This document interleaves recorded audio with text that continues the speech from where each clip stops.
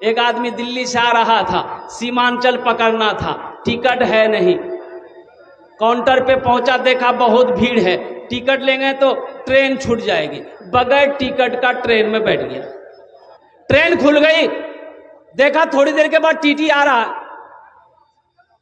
بولا اچھا، آدمی تھا بڑا چالاک، بڑا چتور تھا، بڑا ہوشیار تھا، اور آدمی تھا بہار کا، چادر کھولا، بیگ کھولا، چادر نکالا، بچھایا، نیت باندھا، اللہ اکبر، نماز شروع کر دیا، ٹیٹیا کے بغل میں کھڑا ہوا، کنکھی مار کے دیکھ لیا، سلام پھیرا، پھر نیت باندھ لیا، وہ ٹی ٹی کو موقع نہیں دیتا تھا بولنے کا، ٹی ٹی بھی بڑا ضدی تھا، پلتھی مار کے بیٹھ گیا، بولا پڑھو کتنا نماز پڑھتے ہو تم، جب تک ٹکٹ لیں گے نہیں ہم ہلیں گے نہیں، یہ بھی بہار کا تھا، دلے دل سوچا تم بھاگو گے کیسے، ہم کو پتانا ہے، سلام پھیر کے زور سے بولا، نیت کرتا ہوں میں 200 رکعت نماز کی، دلی سے لے کر پٹنہ تک، اللہ اکبر، ٹی ٹی بھاگ گیا، بولے بابو تم نمازیں پڑھو، ٹکٹ نہیں لگے۔ بیٹا ذہین پیدا ہوا، وہ بچہ جو موبائل دیکھ کر گانا گا رہا ہے، ابھی 4 سال کا بچہ ہے، موبائل دیکھ کر کے جیسے جیسے موبائل میں کمر ہلا رہا ہے، بچہ بھی کمر ہلا رہا ہے، تو ماں بولی اپنے شوہر کو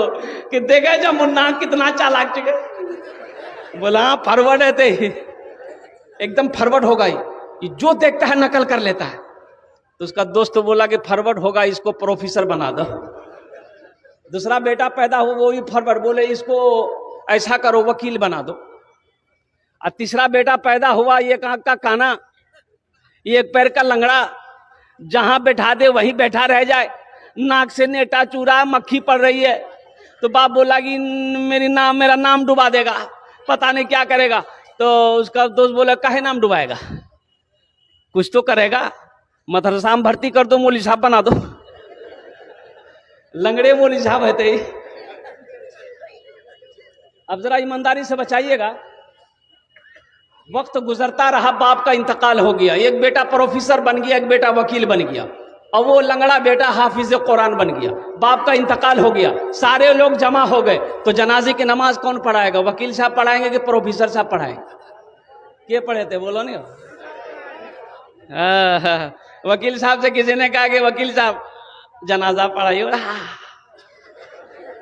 نو نو نو نو، کہا نو، 5,000 روپیہ 10,000 روپیہ مہینہ دے کر باپ انگلش میڈیم اسکول میں پڑھایا ہے، اب باپ مرا ہے، جنازہ نہیں پڑھائے گا؟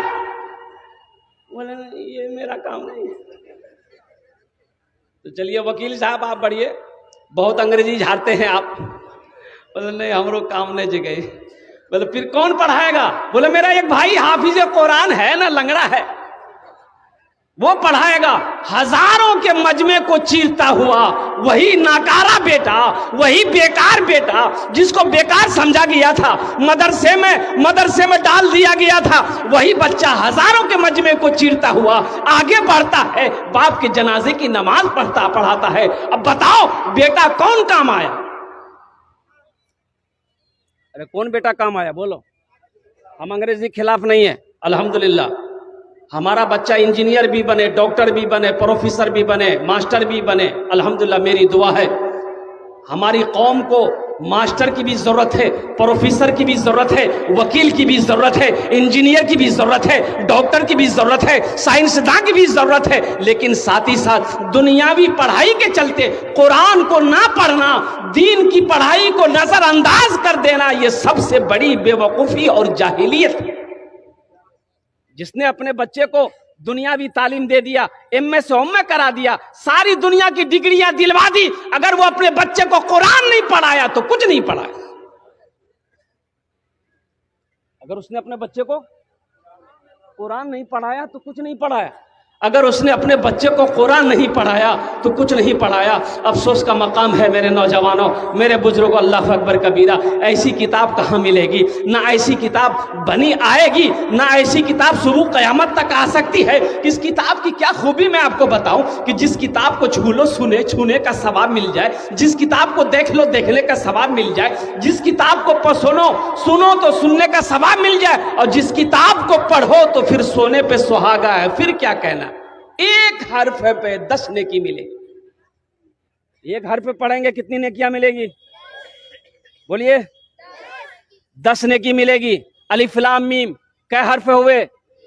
بولو کتنے حرف ہوئے؟ 30 نیکیاں مل گئی. الف لام میم 30 نیکیاں مل گئی.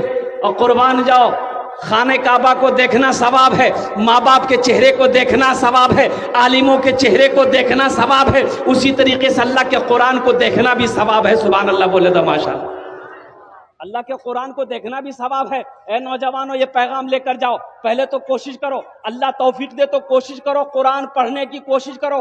عمر کی کوئی قید نہیں ہے. وہ صحابہ کرام، وہ اصحاب صفا کا چبوترا، امام الانبیاء پڑھانے والے اور پڑھنے والے حضرت ابوبکر صدیق تھے، حضرت عمر فاروق تھے، حضرت عثمان غنی تھے، حضرت علی تھے، حضرت طلحہ تھے، حضرت زبیر تھے، حضرت سعد تھے. پڑھانے والے امام الانبیاء تھے اور جن کی عمر کی کوئی قید نہیں ہے. پڑھنے والے صحابہ کرام تھے جن کی عمر کی کوئی قید نہیں تھی. پڑھا رہے ہیں اللہ کے نبی اور صحابہ کرام پڑھ رہے ہیں. اس لیے قرآن پڑھنے کی کوئی عمر نہیں ہے. ایسا نہیں کہ اب 60 سال کی عمر ہو گئی اب ہم قرآن نہیں پڑھ پائیں گے. کہے نہیں پڑھ پائیں گے انشاءاللہ. آپ کی لگن اگر اچھی ہے، محنت اگر آپ کریں گے، شوق اگر آپ کے دل میں ہے، محبت، قرآن کی محبت اگر آپ کے دلوں کے اندر میں ہے، تو انشاءاللہ آپ مدرسہ فیض العلوم میں، شمس العلوم میں زیادہ نہیں، ہم کہتے ہیں 3 سے 6 مہینہ محنت کیجیے. آپ 10 منٹ روزانہ نکالیے، صرف 10 منٹ نکالیے. قاری صاحب کو، مفتی صاحب کو، امام صاحب کو بولیے حضرت بس 10 منٹ ہم کو روزانہ دے دیجیے. آپ انشاءاللہ 3 سے 6 مہینے لے لگیں گے. یہ قرآن کا معجزہ ہے. قرآن کہتا ہے تم ہم سے محبت کرو، اگر ہم تمہارے سینے پہ نہ اتر جائیں تو پھر مجھے کیا کہیں.